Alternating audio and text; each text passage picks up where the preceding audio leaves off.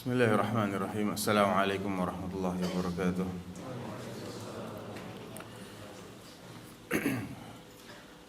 Alhamdulillahi ala ihsanih wa syukru lahu ala taufiqihi wa amtinanih. Asyhadu an la ilaha illallah wahdahu la syarika lahu ta'ziman li sya'nih. Wa asyhadu anna Muhammadan abduhu wa rasuluhu ad-da'i ila ridwanih. Sallallahu alaihi wa ala alihi wa sahbihi wa ikhwanih, amma ba'd.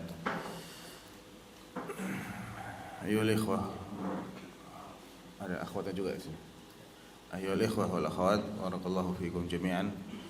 Alhamdulillah, Allah Subhanahu wa taala memberi kita nikmat pada pagi hari ini untuk bermajlis di salah satu rumahnya. Yang ini, ayyuhal ikhwah, adalah ibadah yang luar biasa. Kenapa luar biasa? Karena Allah menjanjikan 4 hal. Kama thabata fi sahih Muslim min hadits Abi Hurairah radhiyallahu taala anhu, anna Nabi sallallahu alaihi wasallam qala, "Majtama'a qaumun fi baitin min buyutillah yatluna kitaballah wa yatadarasunahu bainahum illa nazalat 'alaihimus sakinah wa ghashiyatuhumur rahmah wa haffathumul malaikah." Puncaknya adalah yang paling belakang. Wa dzakarahumullahu fi man indah. Allahu akbar. Tidaklah berkumpul sekelompok orang di salah satu rumah Allah, di masjid. Yatluna kitab Allah. Di sana mereka membaca kitab Allah.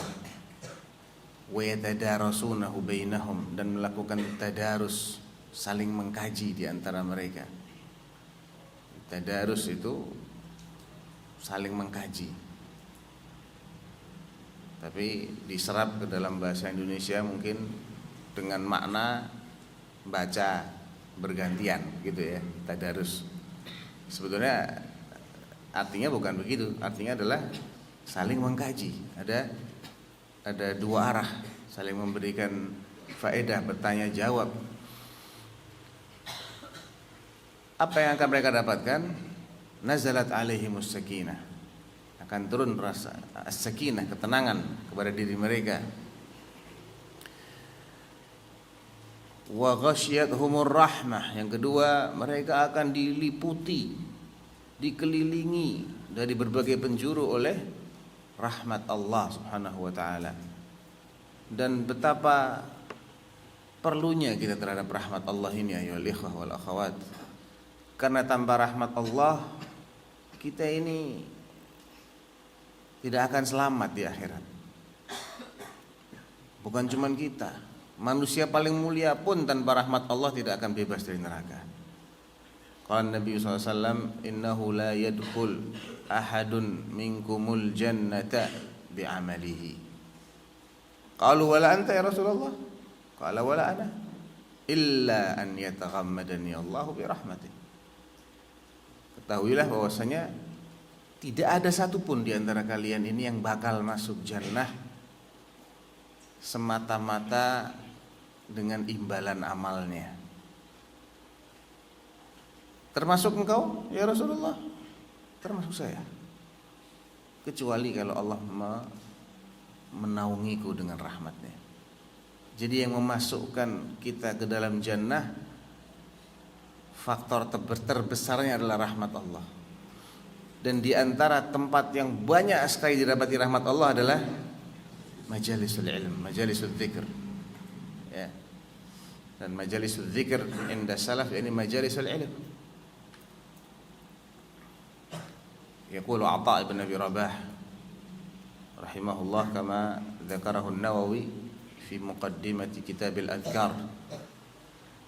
Ketika ditanya tentang majlis zikir itu apa sejatinya, qala majalisul dzikri majalisul halali wal harami, kaifa tabi'u, kaifa tashtari, kaifa tankih, kaifa tutalliq wa nahwi dzalik. Majlis zikir itu adalah majlis ilm, majlis yang diajarkan di situ mana yang halal, mana yang haram, bagaimana cara berjual beli, aturan pernikahan, perceraian dan yang semisalnya. Itu yang namanya majalis dzikir, karena itu mengingatkan kita terhadap Allah, mengingatkan kita terhadap aturan Allah, apa yang Allah perintah, apa yang Allah larang. Itu majelis zikir yang sejati. Bukan majelisnya orang yang geleng-geleng kepala, ya, maju mundur kanan kiri, tapi nggak ngerti halal haram, nggak ngerti mana bid'ah mana sunnah, nggak ngerti mana tauhid mana syirik. Selain rahmat, apa yang ketiga? Wahaffathumul malaikah, dan mereka akan dikelilingi oleh para malaikat. Dan perlu kita ketahui, ketika malaikat itu banyak dijumpai di suatu tempat, itu menunjukkan tempat itu banyak kebaikannya, banyak berkahnya. Sebaliknya, tempat yang malaikat itu menjauh darinya, nggak mau masuk situ, itu tempat yang banyak keburukannya. Keberadaan malaikat di suatu tempat itu menunjukkan tempat itu tempat yang mulia, karena mereka makhluk-makhluk yang mulia, nggak berada di tempat-tempat yang tercela. Ini malaikatur rahmah. Kalau malakul maut di mana-mana bisa menjemput. Antum jangan pede. Udah saya tak ngumpet aja di tempat-tempat maksiat, tetap datang dia. Aina ma takunu yudrikumul maut walau kuntum fi burujin musyayyadah. Kalau malaikatur rahmah, dia hanya ditemui di tempat-tempat yang mulia, dan dia akan sangat banyak sekali, cuma kita nggak bisa lihat. Wahaffathumul malaikah. Dan yang keempat adalah wa dzakarahumullah fi man indah. Allah menyebut-nyebut mereka. Allah loh. Orang disebut namanya sama presiden kan udah bangga ya. Waduh, saya disebut-sebut sama Pak Jokowi, kenal saya, nyebut-nyebut nama saya. Disebut sama Raja Salman misalnya, saya sampai ke sana dikenal. Padahal itu mereka baru penguasa di dunia, di sebagian wilayah dunia. Bagaimana kalau yang menyebut-nyebut adalah Malikul Muluk, Rabbul Ardi was Sama, penguasa jagat raya, pencipta alam semesta menyebut-nyebut. Ini jelas merupakan sebuah prestis. Oleh karena itu majelis ini ayyuhal ikhwah, ini secara haibah, secara kedudukan melebihi konferensi tingkat tinggi yang dihadiri oleh para pemimpin dunia. Itu malaikat nggak ada di situ, ya. Nggak dicurahi oleh rahmat Allah, enggak. Allah nggak sebut-sebut juga mereka yang hadir di situ. Yang disebut-sebut oleh Allah adalah orang yang hadir di baitin min buyutillah, yang tujuannya adalah yatluna kitaballah wa yatadarasunahu bainahum. Oleh karena itu majelis yang seperti ini pantas nggak kalau kita datang cuman mau tidur di pojokan, cuman duduk tepekur gini, duduk cuman tidur. Tentunya ini kita harus berikan haknya. Ya, bukan berarti nggak boleh ngantuk. Ya, ngantuk sifat manusia, memang ngantuk. Cuman dia jangan di majelis lah. Kalau ngantuk di tempat tidur sana ngantuknya. Udah jauh-jauh datang ke sini masa cuman buat ngantuk. Boleh jadi ketika kita ngantuk itu ada satu faedah ilmiah yang sangat penting yang di situ sebab keselamatan kita. Dan ketika itu terlewat, nggak ada siaran ulang. Sehingga lewatlah sesuatu yang sangat penting itu. Oleh karena itu kita mesti lebih serius menghadiri majalisul ilm. Adapun apa yang akan kita bahas pada pagi hari ini adalah berkaitan tentang bagaimana supaya ilmu yang kita pelajari ini tidak sia-sia, berarti bermanfaat. Ada beberapa poin penting yang ana sarikan dari tulisan Al-Hafidh Ibn Rajab Al-Hambali al-mutawaffa sanata 795 lil hijrah. Ibn Rajab Al-Hambali yang meninggal tahun 795 Hijriah. Beliau menulis kitab yang berjudul Fadlu Ilmi Salafi 'ala al-Khalaf. Fadlu Ilmi Salafi 'ala al-Khalaf. Keutamaan ilmunya salaf generasi pendahulu dibandingkan dengan generasi belakangan. Apa keutamaan ilmunya?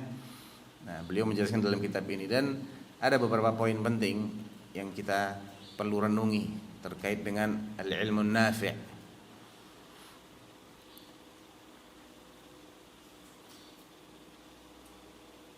Beliau mengatakan fal ilmu nafi'u min hadhihi al-ulumi kulliha dhabtu nususil kitabi was sunnati wa fahmu ma'aniha. Ilmu yang bermanfaat di antara berbagai macam ilmu yang ada itu adalah manakala seseorang mampu mengingat-ingat, merekam atau mencatat atau menghafal, ya sekitar itulah maknanya dhabt nususil kitabi was sunnah wa fahmu ma'aniha, menyerap dalil-dalil dalam Al-Quran dan sunnah Rasulullah dibarengi dengan memahami maknanya, wat taqayyudi fi dzalika bil ma'thuri 'anis sahabati wat tabi'ina wa tabi'ihim. Dan dalam memahami makna Alkitab was sunnah ini, dia selalu terikat dengan pemahaman para sahabat, tabi'in dan tabi'it tabi'in, dengan riwayat-riwayat yang berasal dari para sahabat, tabi'in dan tabi'it tabi'in. Itu secara garis besarnya. Nanti akan bisa diturunkan lagi menjadi berbagai disiplin ilmu, baik yang berkaitan dengan masail al-aqidah, dengan bagaimana mengenali Allah Subhanahu wa taala dari segi rububiyahnya, uluhiyahnya, asma dan sifatnya, kemudian mengimani malaikat, mengimani para nabi, mengimani kitab, mengimani yaumul akhir, dan mengimani al-qadha wal qadar. Itu turunan-turunan dari memahami nususul kitab was sunnah. Ketika berbicara tentang masalah perintah dan larangan, maka turunnya ke ilmu fikih, bagaimana memahami yang halal, yang haram, yang sunnah, yang makruh, yang mubah, dan lain sebagainya dalam hal ibadah, dalam hal muamalah. Ini adalah turunan dari memahami nususul kitab was sunnah. Apabila pemahaman itu dibangun di atas pemahamannya as-salafus saleh, maka inilah ilmu yang bermanfaat. Kenapa kok harus dibangun di atas pemahaman as-salafus saleh? Ya karena pemahaman mereka itu sudah mendapat jaminan dari Allah. Kalau pemahaman yang lain gak ada jaminan. Apa dalilnya pemahaman mereka dijamin oleh Allah? Banyak. Di antaranya dalam surah Al-Baqarah, menjelang selesainya juz pertama itu, ada ayat yang bunyinya, ntar bisa dicari ya, 100 sekian puluh, 130 sekian. Fa in amanu bimithli ma amantum bihi faqad ihtadaw. Fa in amanu, kalau mereka yang sekarang ini belum beriman mau beriman, bimithli, dengan semisal, seperti ma amantum bihi. Amantum, tumnya di sini adalah mereka yang ketika ayat ini turun adalah orang-orang beriman. Tidak ada lain kecuali sahabat Rasulullah SAW. Kalau mereka mau beriman seperti antum, dengan caranya antum beriman, wahai para sahabat Nabi, faqad ihtadaw, maka mereka mendapatkan hidayah.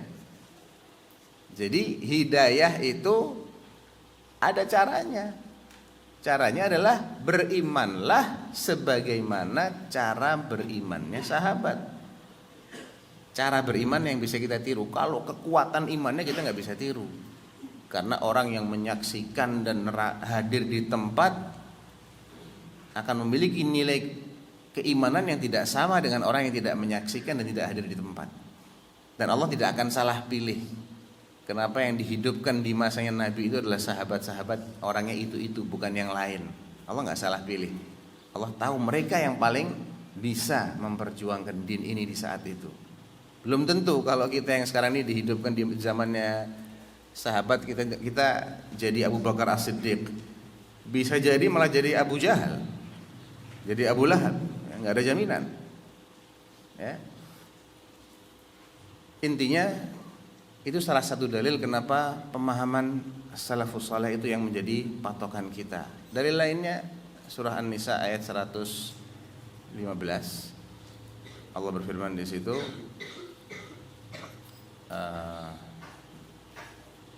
atau At-Taubah ayat 100 dulu, wasabiqunal awwaluna minal muhajirina wal ansari walladzina ittaba'uuhum biihsan radhiyallahu anhum wa radu anhu wa a'adda lahum jannatin tajri tahtaha al-anhar ila akhirih.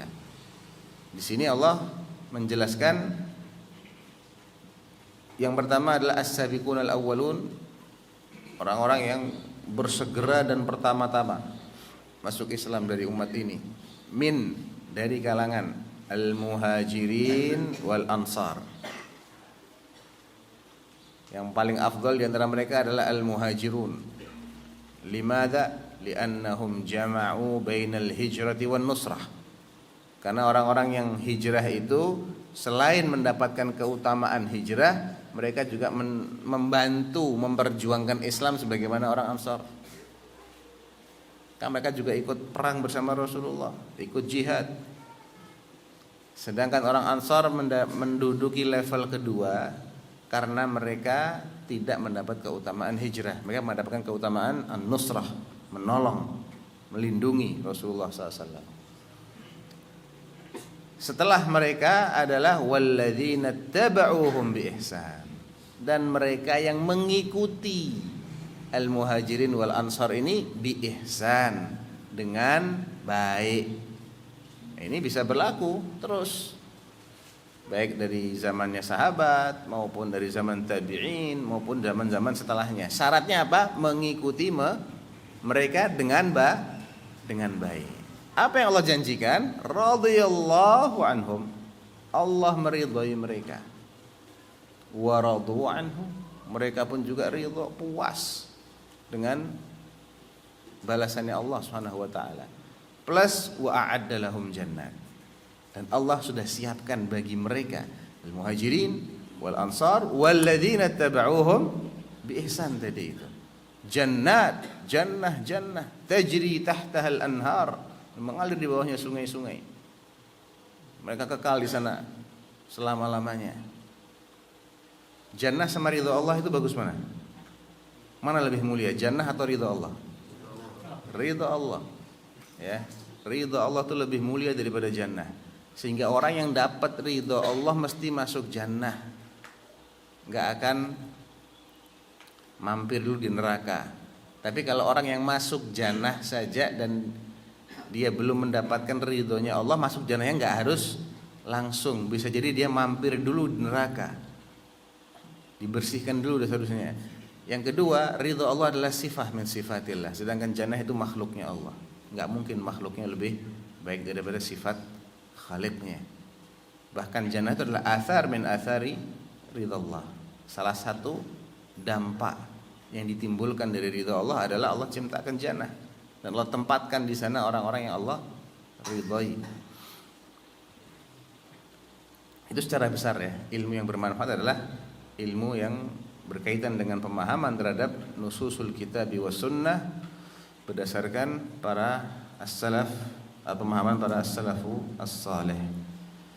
Dan banyak lagi dalil yang lain ada di surah An-Nisa 115, baca sendiri nanti. Ada juga di surah Al-Fath ayat 26, surat 48 26. Idh ja'ala alladhina kafaru fi qulubihimul hamiyyata hamiyyatal jahiliyyah fa anzalallahu sakinatahu ala rasulihi wa 'alal mu'minin. Manil mu'minun? Siapa orang-orang beriman yang dimaksud oleh ayat ini? Iya, orang-orang beriman ketika ayat itu turun siapa kalau bukan sahabat? Enggak ada yang lain. Wa alzamahum, hum ya ini Rasulullah, wal mu'minun ya ini ashabuhu radhiyallahu anhum, wa alzamahum kalimatat taqwa wa kanu ahaqqa biha wa ahlaha. Itu tazkiyah dari Allah. Mereka itu adalah yang paling berhak jadi orang bertakwa dan ahlinya ketakwaan. Allah sudah bilang begitu. Kalau mau jadi orang bertakwa ya ikuti mereka, sudah jelas jaminannya. Yang lain-lain nggak ada jaminan. Kemudian Ibnu Rajab rahimahullah menjelaskan wa sababu dzalika anna hadzal ilma an-nafi'a yadullu ala amrayn. Kenapa kok ilmu yang bermanfaat itu adalah ilmu yang tadi dijelaskan definisinya? Karena ilmu ini mengantarkan kita, membimbing kita kepada dua hal. Ahaduhuma ala ma'rifatillah wa ma yastahiquhu minal asma'i was sifati wal af'al. Wa dhalika yastalzimu ijlalahu wa 'idhamahu wa khasyatahu wa mahabatahu wa mahabbatahu wa raja'ahu wa tawakkul 'alaihi wa ridha biqada'ihi wa sabri 'ala bala'i. Karena ilmu ini menjadikan kita mengenal Allah dengan segenap sifat-sifat kemuliaannya, dengan nama-namanya yang indah, dengan perbuatan-perbuatan Allah, apa sih yang dilakukan oleh Allah, sifat-sifat Allah apa saja, nama-namanya yang indah itu apa saja. Makin tahu orang tentang ini, makin besar ta'zimnya dia kepada Allah, makin besar kecintaannya dia kepada Allah, makin besar rasa takutnya dia kepada Allah, dan makin besar juga tawakalnya dia kepada Allah, serta dia cinta luar biasa sama Allah, sehingga kalau Allah menimpakan musibah dia akan bisa bersabar. Ya. Makin cinta seseorang dengan seseorang, makin besar sabarnya dia sama orang itu, betul nggak? Betul. Dia orang yang dicintai kok. Yang ganyang-ganyang sudah saya cinta. Dia akan menutup mata dari kelemahan-kelemahan pihak yang dia cintai. Sehingga pepatah Arab bilang hubbuka lisyai'i yu'mi wa yusib. Kecintaanmu pada sesuatu membuatmu ini buta dan tuli. Enggak bisa lagi melihat aib dan nggak mau mendengarkan kalau ada orang yang ngomong nggak baik tentang yang dia cintai, membabi buta. Wa 'ainur ridha 'an kulli 'aibin kalilatun wa 'ainus sukhti tublil masawiya. Mata itu kalau sudah terkesima, senang, dia nggak bisa lagi melihat aib, tumpul untuk melihat aib. Sebaliknya mata ini kalau sudah benci, semua aibnya kelihatan. Ya. Kayak pepatah Indonesia bilang apa, gajah di pelupuk mata tak tampak, kuman di seberang lautan tampak. Nah, orang kalau mengenal Allah dengan demikian detail, maksudnya luas pengetahuannya tentang Allah Subhanahu wa taala berdasarkan kitabullah dan sunnah Rasulullah ya, dan bifahmi salaf, enggak ngawur, enggak pakai filsafat. Bahaya kalau belajar filsafat. Bukan tambah beriman, tambah bingung dia. Ragu semua isinya. Ya, belajarnya ini harus pakai konsep akidah Ahlussunnah wal Jamaah. Dan alasan yang kedua, al-amru tsani al-ma'rifah bima yuhibbuhu wa yardha wa ma yakrahuhu wa yaskhatuhu min al-i'tiqadat wal a'mal adh-dhahirah wal batinah wal aqwal.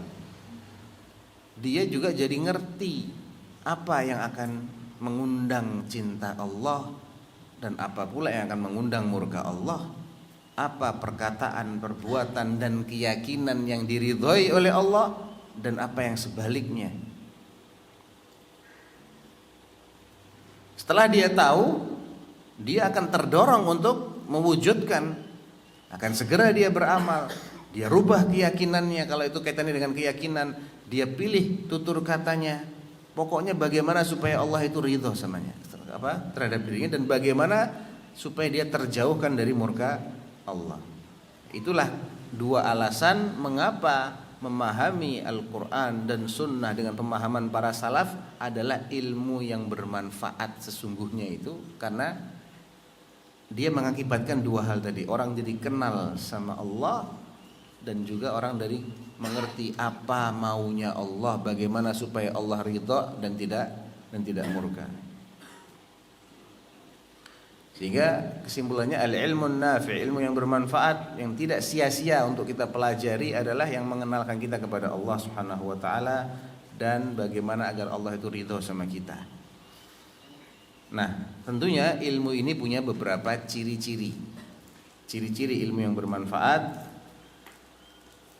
dia tidak menjadikan orang yang bersangkutan ini, si penuntut ilmu ini atau si alim ini tidak jadi sombong, tidak menjadi congkak, tidak suka pamer-pamer,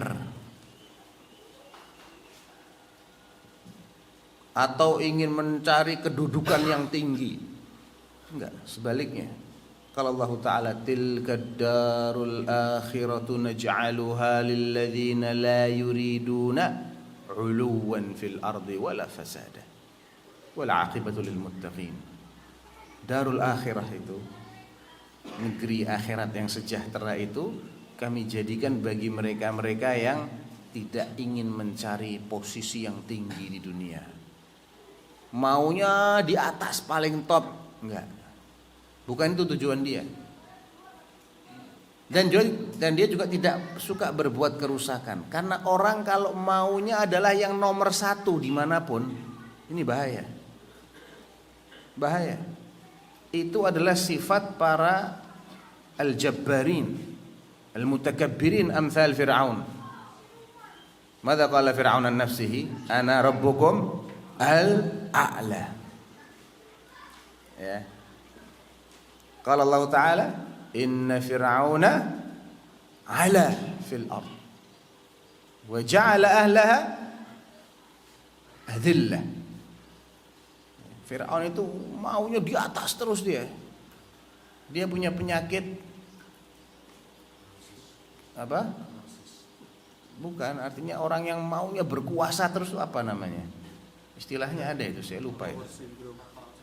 Hah? Post power syndrome ya. Dia takut kalau kehilangan kekuasaan yang selama ini melekat padanya.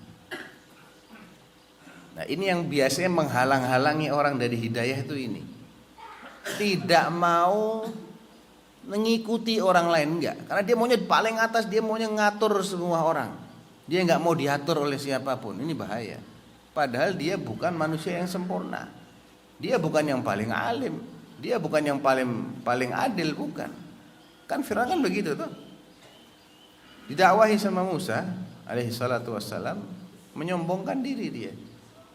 Qala alam nurabbika fina walidan wa labitha fina min umurika sinin wa fa'alta fa'lataka allati fa'alta wa anta minal kafirin. Loh, dulu yang miara kamu siapa kalau bukan saya? Kamu tuh kecil, saya yang miara loh. Bertahun-tahun. Udah gitu kamu kurang ajar lagi, ingkar terhadap kebaikan-kebaikanku dengan membunuh wargaku, yaitu orang Kopti, pribuminya Mesir. Ya kan di kisahnya itu di surat Al-Qasas, wa dakhala al-madinata ala hini ghaflatin min ahliha fawajada fiha rajulaini yaqtatilani hadha min syi'atihi wa hadha min aduwwi fastaghathahu alladhi huwa min syi'atihi ala alladhi min aduwwihi fawakazahu Musa faqadha alaih. Intinya suatu ketika di siang-siang Musa masuk ke kota, melihat ada Bani Israel, satu orang dari Bani Israel sedang berkelahi dengan satu orang pribumi Mesir, ya, dari golongannya Fir'aun. Yang Bani Israel ini ya minta tolong sama sesamanya, sama Nabi Musa. Langsung sama Nabi Musa di-uppercut, bablas, ya, sekali pukul mati dia. Tidak sengaja, tidak berniat untuk membunuh, maksudnya ya untuk melawan aja, tapi tewas ini orang. Nah, ini yang dimaksud wa fa'alta fa'lataka allati fa'alta wa anta minal kafirin. Habis itu kamu kabur sana. Ya qala fa'altuha idzan wa ana minadh dhallin. Fafarartu minkum lamma khiftukum fawahaba li rabbi hukman wa ja'alani minal mursalin. Ya memang saya dulu salah. Dan aku ketika itu belum dapat hidayah. Aku masih tersesat, belum dapat hidayah, belum diangkat jadi nabi. ketika itu. Maka aku pun lari karena aku takut terhadap hukumanmu. Kemudian dalam pelarianku itu Allah memberikanku kenabian, ilmu dan kenabian, dan mengutusku. Nah sekarang ini aku datang sebagai utusan Allah, bukan sebagai anak peliharaanmu saja, bukan, tapi aku sudah diutus sama Allah. Cuman dia gengsi untuk menerima kebenaran Musa. Dia maunya di atas terus. Kalau dia mengikuti Musa kan jadinya Musa yang di atas. Itu penyakit. Penyakit yang menghalang-halangi orang dari mendapat hidayah itu kalau tidak mau turun dari tahtanya. Makanya salah satu ciri dari ilmu yang bermanfaat itu adalah ilmu yang menjadikan orang itu tawadhu dan tunduk pada kebenaran. Walaupun yang membawa kebenaran ini adalah orang yang jauh di bawah dia. Yang penting yang dibawa, bukan yang bawanya. Yang bawanya ini bisa jadi orang tidak dikenal, tapi yang dia bawa hak akan diterima. Hadza huwal ilmun nafi'. Ya. Kalau ilmunya malah bikin orang sombong, itu nggak bermanfaat ilmu dia. Ilmunya malah membawa madharat, bagi orang itu membawa madharat. Ilmunya cuma dijadikan senjata untuk berdebat saja, bisa mengalahkan, ilmu retorika, bisa mendebat siapapun, cuman buat itu, buat unjuk kemampuan, unjuk gigi. Ini adalah ilmu yang tidak bermanfaat. Berdebat secara ilmiah itu boleh, itu termasuk cara untuk mengasah kemampuan fikih, tapi lihat tujuannya apa. Imam Syafi'i itu termasuk ulama yang paling sering terlibat dalam debat ilmiah, al-munadharat al-ilmiah. Tapi apa kata beliau? Ana nggak peduli dalam perdebatan ini apakah Allah akan menampakkan kebenaran melalui lisanku atau melalui lisan lawan debatku. Yang penting aku jadi tahu mana yang benar. Sebelum diadu argumentasi, seseorang mungkin akan merasa bahwa selama ini apa yang dia yakininya itulah yang benar dalam masalah-masalah yang ijtihadiyah loh ya. Yang ijtihadiyah, yang memang ada perbedaan pendapat dari kalangan ulama, dari kalangan internal ahlus sunnah beda pendapat. Mungkin sebagian dari kita meyakini inilah yang benar, pendapat lain itu salah. Nah untuk bisa memastikan kan mesti adu argumentasi. Benar nggak dalil yang kita yakini adalah dalil yang paling kuat, yang paling akurat selama ini? Coba didiskusikan secara ilmiah. Ini karena masalahnya adalah masalah yang ijtihadiyah. Kembali kepada seberapa kuat seseorang itu bisa mengumpulkan dalil-dalil yang ada dan memahaminya, kemudian menjawab dalil-dalil yang digunakan oleh lawan bicaranya. Kalau dia nggak bisa mempertahankan argumentasi dia, berarti bukan itu pendapat yang paling kuat. Justru sebaliknya. Nah dia itu ingin supaya benar-benar nampak jelas. Makanya nggak peduli mau muncul dari lisanku atau dari lisannya musuhku, nggak ada masalah. Yang penting saya pengen tahu mana yang benar. Jadi bukan untuk menang-menangan.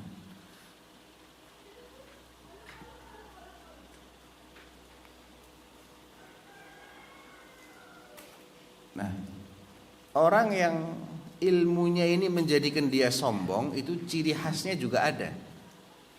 Dia ini nggak mau menerima kebenaran yang tidak sesuai dengan seleranya, yang nggak sesuai dengan pendapat yang sudah dia pilih. Ada orang yang berdebat mencari kebenaran, ada orang yang berdebat mencari pembenaran. Bedanya di mana? Beda banget itu. Jauh itu bedanya itu.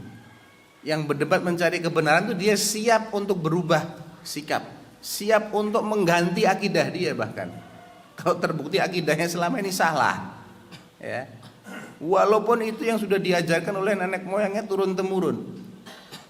Walaupun dari kecil dia diajarin begitu. Kalau terbukti salah dia siap. Itu orang yang cari kebenaran. Tapi kalau orang cari pembenaran, dia anti untuk menerima sesuatu yang berbeda dengan apa yang sudah dia yakini. Itu ciri khas orang yang ilmunya itu bukan untuk menjadikan dia tawadhu, tapi untuk menjadikan dia selalu di atas. Dia anti dengan sesuatu yang baru, yang tidak sesuai dengan apa yang dia yakini, semata-mata karena nggak sesuai dengan apa yang dia yakini, walaupun dalilnya tak terbantahkan. Kemudian Ibnu Rajab menyebutkan wa min alamati ahlil ilmin nafi. Sekarang apa tandanya orang itu memiliki ilmu yang bermanfaat? Seorang alim yang ilmunya bermanfaat itu tanda-tandanya apa? Annahum la yarawna li anfusihim halan wala maqama. Mereka tidak pernah menganggap diri mereka ini sudah hebat, sudah mencapai makam yang tinggi, enggak pernah menganggap diri mereka ini ngerti semuanya, sok alim dalam semua hal, kemudian meremehkan orang lain. Enggak begitu. Wa yakrahuna bi qulubihim at-tazkiyata wal madah. Dan mereka itu hatinya enggak suka kalau dipuji-puji. Ya, disanjung-sanjung itu enggak nyaman itu hati mereka mendengar pujian. Wala yatakabbaruna ala ahadin. Mereka juga tidak takabbur kepada siapapun. Qala al-Hasan, innamal faqihu az-zahidu fid dunya ar-raghibu fil akhirah al-basiru bidinihi al-muwadhibu ala ibadati rabbih. Innamal faqih, seorang yang faham agama. Al-faqih itu adalah orang yang zuhud terhadap dunia, ambisius terhadap akhirat, faham terhadap dinnya, dan rutin ibadahnya. Zuhud terhadap dunia, ambisius terhadap akhirat, faham terhadap dinnya, dan rutin ibadahnya. Itu orang yang faqih, alim. Wa min alamatil ilmin nafi'. Kalau tadi adalah ahlul ilm, tandanya alim, seorang alim yang ilmunya bermanfaat adalah tidak suka dipuji dan tidak menganggap dirinya sebagai orang alim yang superioritas, memiliki kelebihan di depan siapapun. Sekarang kalau ciri dari ilmu yang bermanfaat itu apa? Annahu yadullu sahibahu 'alal harabi minad dunya wa a'zamiha ar-ri'asah wasyuhrah wal madh. Ilmu ini mengarahkan orangnya untuk menjauh dari fitnah-fitnah dunia. Dan di antara fitnah dunia yang paling besar, paling bahaya, yang paling patut untuk diwaspadai adalah ar-ri'asah, jabatan, wa asyuhrah, popularitas. Ulama yang benar-benar itu alergi ya, kalau jadi orang-orang yang terkenal itu dia sedih. Imam Ahmad rahimahullah, imam ahli sunnah wal jamaah, beliau mengatakan ubtulina bisyuhrah. Kami ini diuji berat oleh Allah dengan popularitas ini. Semua orang kenal sama dia, itu berat itu. Wal madah, banyak orang yang muji-muji, itu dia merasa nggak nyaman dengan itu semua. Fattaba'udu an dzalika wal ijtihadu fi mujanabatihi min alamatil ilmin nafi'. Sehingga ketika seseorang itu berupaya sungguh-sungguh untuk menghindar dari yang namanya popularitas, jabatan, dan juga pujian, ini menunjukkan bahwasanya ilmunya dia itu ilmu yang bermanfaat. Karena dia tahu ini semua ini fitnahnya besar. Ya, besar. Dalam sejarah ada salah satu khalifah dari Bani Umayyah namanya Abdul Malik bin Marwan. Abdul Malik bin Marwan ini dulunya seorang alim kabir, alim minal ulama.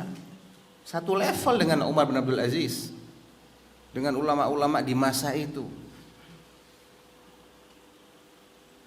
Ketika dia sudah berkuasa, ya mulailah dia berlumuran dengan darah, melakukan berbagai macam kezaliman, Sampai-sampai pernah disindir oleh seorang tabi'iyah namanya Ummu Darda As-Sughra. Sami'tu annaka syaribta at-tila'a ba'da ad-dawa. Menyindir setelah Abdul Malik bin Marwan ini menjabat sebagai khalifah, dan berbagai macam kebijakan-kebijakan yang itu mengandung kezaliman yang dia berlakukan dalam kekuasaannya, dan dia lumayan lama berkuasa. Kalau nggak salah 20 tahun kalau nggak salah dia berkuasa, ya, termasuk khalifah kuatnya Bani Umayyah. Saya dengar kamu ini habis minum obat, minum racun ya. Intinya sindiran gitu. Kamu ini dulunya orang alim, orang faqih, menguasai berbagai macam disiplin ilmu syar'i. Sahabat-sahabatmu adalah ulama-ulama top. Setelah kamu berkuasa, kamu berubah drastis. Dia ngakui, dan dia juga bilang waddama aidan. Dan saya juga minum darah setelah itu. Artinya saya juga terlibat dalam vonis-vonis yang mengakibatkan hilangnya nyawa sebagian kaum muslimin. Kekuasaan itu fitnah. Wa min alamati al-ilm an-nafi' anna sahibahu la yadda'i al-ilma wa la yafkhar bihi ala ahad. Orang yang punya ilmu ini tidak suka mengklaim dirinya lah yang berilmu dalam hal ini, dan membangga-banggakannya di hadapan orang lain. Wala yansibu ghairahu ilal jahli illa man khalafa sunnata wa ahlaha. Dan dia tidak suka menyifati orang lain dengan kejahilan, dengan sifat bodoh, kecuali apabila orang lain itu menyelisihi sunnah dan menyelisihi ahlus sunnah. Baru ketika lawan bicaranya sudah jelas-jelas menyelisihi sunnah dan ahlus sunnah, dia akan pertahankan. Fa innahu yatakallamu fihi ghadaban lillah la ghadaban li nafsihi wala qasdan li rif'atiha ala ahad. Dia akan terdorong oleh cemburunya karena Allah, dia akan marah karena Allah. Karena orang yang menyelisihi sunnah berarti dia menyelisihi Allah. Dia enggak terima kalau aturan Allah yang diselisih. Jadi marahnya itu karena Allah, bukan karena dirinya, bukan untuk mengunggulkan diri, bukan. Dan itulah sifatnya Rasulullah SAW. La yantaqimu li nafsihi abada illa an tuntaka hurmatun min hurmatillah fakana yantaqimu lillah. Beliau enggak pernah membalas kemarahan pribadinya, balas dendam istilahnya. Tidak. Untuk kepentingan pribadi, tidak. Tapi ketika ada aturan Allah yang dilanggar, beliau murkanya karena Allah, dan beliau membalas karena Allah. Wa min alamati wa amma man ilmuhu ghairu nafi'. Adapun orang yang ilmunya enggak bermanfaat, itu kayak apa? Falaysa lahu syughlun siwa at-takabburi bi ilmihi 'alan nas wa idhari fadli ilmihi 'alaihim. Ya, aktivitasnya dia cuman menyombongkan ilmu yang ada pada dirinya, pamer di depan orang-orang. Itu aja dia. Selalu menyebut saya sudah begini, saya sudah menghafal ini, menghafal itu, saya sudah baca kitab ini, baca kitab itu, saya punya sanad ini, punya sanad itu. Itu aja yang dia bahas. Yang lain ini nggak pernah baca kitab, nggak pernah hatam, nggak pernah hafal ini, nggak pernah hafal itu, nggak punya sanad. Yang lain-lain dia rendahkan, dirinya dia puji-puji.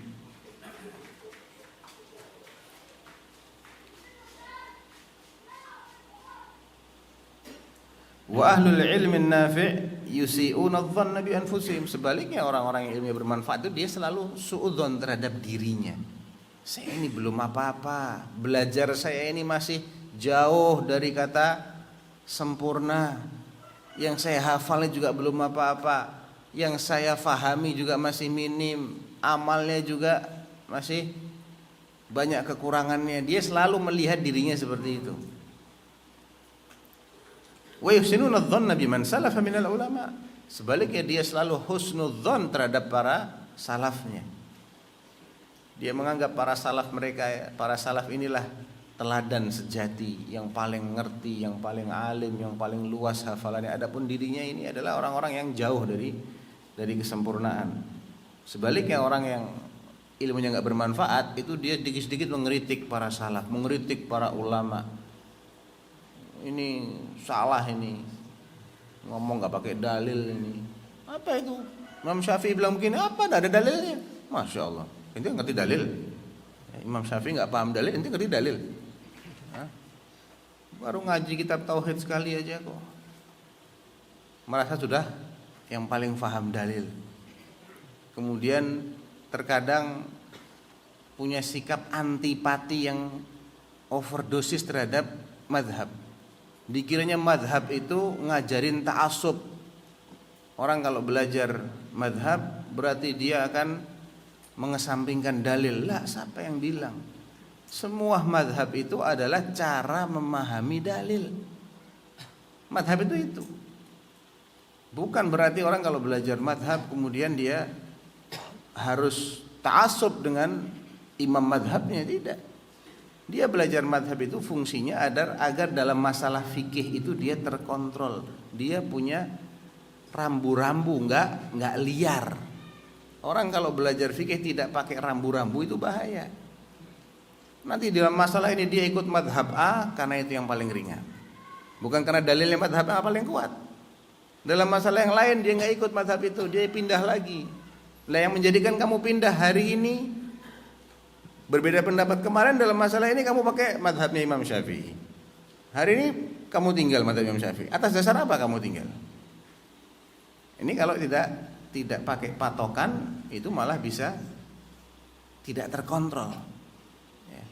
Nggak ada nggak ada usul. Usul itu adalah pijakan-pijakan utama, dia nggak punya. Nggak ada madhab yang semua bab dia tasahul, nggak ada. Antum cek aja madhab Hanafi dalam bab tertentu dia sangat kuat, sangat kencang. Ada tasahul dalam bab lain. Madhab Syafi'i ada dalam bab tertentu yang sangat longgar, masuk kategori longgar, tapi dalam bab lain dia kencang. Madhab Maliki juga begitu, madhab Hambali juga begitu. Tapi kalau nggak mau belajar madhab ini malah bahaya. Nanti dia ambil yang kendor-kendor semua.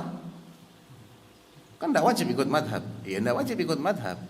Tapi bukan berarti kamu bebas lepas dalam memahami dalil dan kamu mengikuti apa yang cocok dengan seleramu.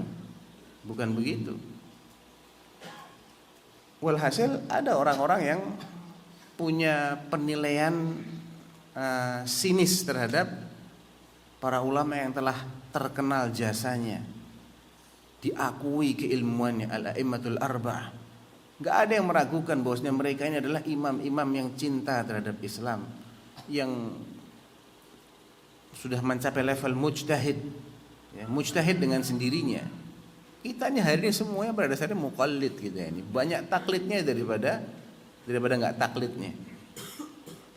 Oleh karena itu jangan sampai kita ini menilai bahwa apa yang telah dijelaskan kemudian selama berabad-abad berikutnya semua ulama-ulama top itu kalau belajar fikih ya mereka mengikuti salah satu madhab.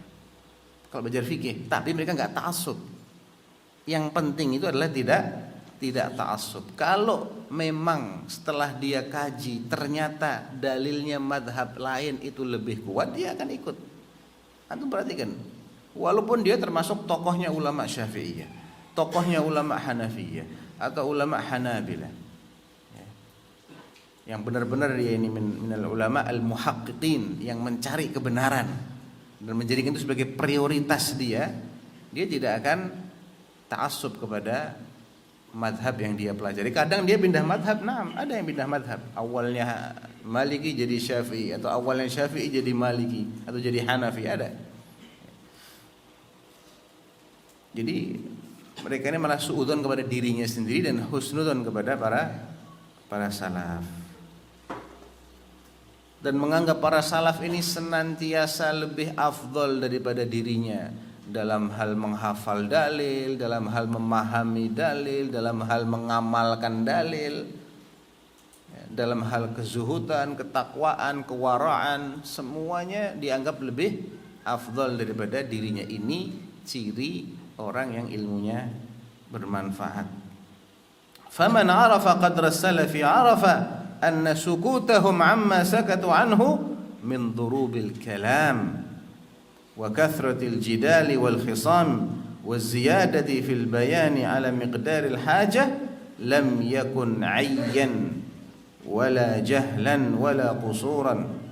Orang yang benar-benar mengenal kualitasnya para salaf itu, dia akan faham bahwa ketika para salaf itu tidak komentar terhadap suatu masalah yang banyak diperbincangkan oleh orang-orang yang muncul setelah mereka, itu bukan karena mereka nggak paham masalah itu, bukan karena mereka ini terlalu jumud dalam memahami dalil, kolot, bukan. Justru mereka itu diam karena takut kepada Allah. Karena memang kita nggak disuruh bahas masalah ini. Ada yang lebih penting yang harus kita bahas, bukan yang begini-begini yang dibahas. Kalau ini yang penting, Nabi ngajarin kita untuk bahas masalah ini. Nabi nggak pernah ngajarin kita untuk bahas masalah ini. Berarti kita nggak perlu menyibukkan diri dengan ini. Jadi mereka itu ketika mereka diam, diamnya diam orang berilmu, bukan diamnya orang yang nggak punya, nggak tahu apa-apa. Beda loh ya. Ada orang diam karena dia tahu ini bukan kapasitas dia untuk berbicara di sini, dan bukan sesuatu yang perlu untuk dibahas secara lebih dalam. Ada lagi orang diam karena bingung, nggak ngerti apa-apa.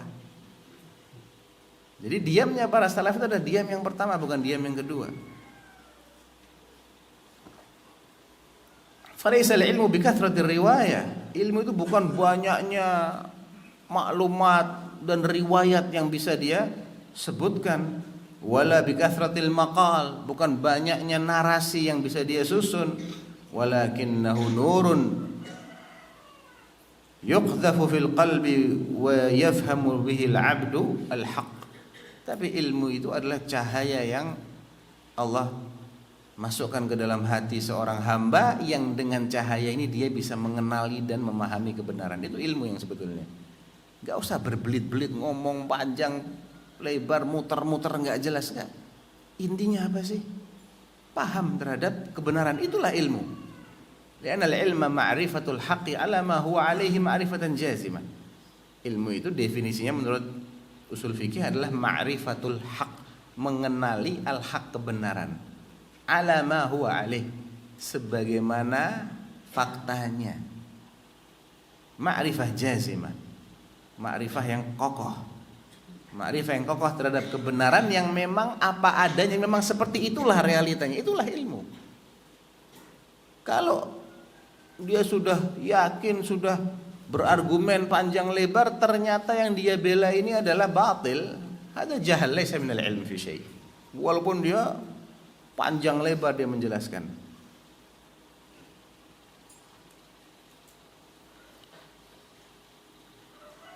Wa kanat khutabun Nabi sallallahu alaihi wasallam qasda. Oleh karena itu khutbah-khutbahnya Nabi itu singkat, pendek, enggak panjang-panjang. Dan beliau adalah bicara berdasarkan wahyu. Jadi ini dalil yang sangat kuat bahwasanya kebenaran itu bukan yang panjang lebar, bukan yang bertele-tele. Enggak, yang penting sesuai dengan fakta, itu kebenaran namanya. Tidak perlu panjang lebar, dan tidak ada hubungannya dengan penjelasan yang panjang lebar. Enggak berarti kalau makin panjang penjelasannya makin benar dia. Nabi itu kalau berbicara dihitung bisa. Lam yakunin Nabi sallallahu alaihi wasallam yasridul haditha kasardikum hadza. Kata Aisyah radhiyallahu anha. Nabi itu enggak nerocos kalau ngomong kayak kamu ini. Ya. Ngomong lagi enggak berhenti. Kana yatakallamu bil kalimat law addaha al-ad la addah, katanya Aisyah. Dia cuma beberapa kalimat saja yang disampaikan oleh Nabi. Mau dihitung berapa jumlah kata-katanya bisa, saking sedikitnya. Bahkan diulang sampai 3 kali kadang-kadang. litufham anhu, liyuqal anhu, supaya benar-benar difahami dan diserap. Sudah ngomongnya enggak panjang, ngomongnya enggak cepet, ya, pelan-pelan, diulang lagi, diulang. Makanya banyak sahabat yang hafal khutbahnya Rasulullah SAW, ya, karena yang dibaca itu enggak panjang-panjang. Dan sunnahnya khutbah Jumat lebih panjangan sholat daripada khutbah. Ini jarang diamalkan hari ini, ya.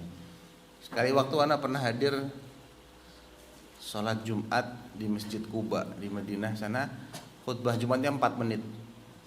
Kaget ana, sudah duduk 2 menit, bangun lagi 2 menit lagi, selesai. Masya Allah. Baru pertama kali ini ada khutbah Jumat cuma 4 menit.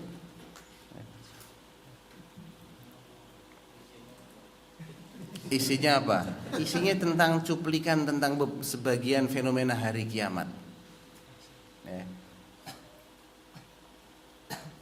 Jadi itu beberapa ciri dari ilmu yang bermanfaat dan orang-orang yang ilmunya bermanfaat bagi dirinya. Yang paling inti adalah ilmu itu melahirkan sikap tawadhu, bukan sikap takabur.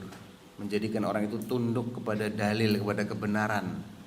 Tidak pernah menganggap dirinya berilmu, dirinya lebih baik daripada orang lain, apalagi sampai menilai dirinya lebih hebat dari para salaf. Abadan, tidak pernah seperti itu. Ilmu ini adalah ilmu yang menjadikan dia kenal kepada Allah, sifat-sifatnya, apa yang Allah cintai, apa yang Allah benci, dan mengenal apa yang harus dia lakukan dan harus dia hindari supaya mendapat cintanya Allah dan terhindar dari murkanya Allah Subhanahu wa taala, ya. Itu kira-kira beberapa poin utama, ya, yang bisa kita ringkas dari penjelasan Al-Hafidz Ibn Rajab dalam kitab beliau Fadlu Ilmi Salafi 'alal Khalaf. Wallahu taala alam. Sallallahu ala nabiyyina Muhammad wa ala alihi wa sahbihi wasallam. Assalamualaikum warahmatullahi wabarakatuh.